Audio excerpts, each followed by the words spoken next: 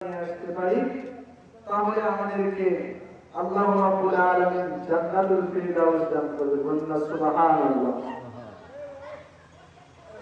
আল্লাহ রাব্বুল আলামিন কোরআনে হাকিমের মধ্যে বলেন, ইন্নাল্লাযীনা আমানু ওয়া আমিলুস সালিহাতি কানাত লাহুম জান্নাতুল ফিরদাউস নুজুলা।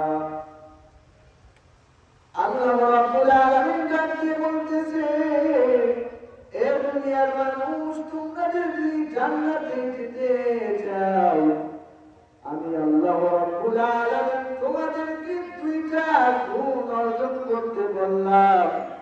এক নাম্বার পরিশুদ্ধ ঈমান, দুই নাম্বার আমিলুস সালিহাত, নেক আমল। এই দুইটা যদি বান্দা করে আসতে পারো, আমি আল্লাহ রাব্বুল আলামিন তোমাকে জান্নাতুল ফিরদাউস দান করে দিব। বলেন না সুবহানাল্লাহ। হারকে দারত খাউফে আকদার দিল মাদার জান্নাতুল মাওয়াতিনাত উরা মাকাম জুজবা কুছি সে মাখাজিন সদা। এক নাম্বার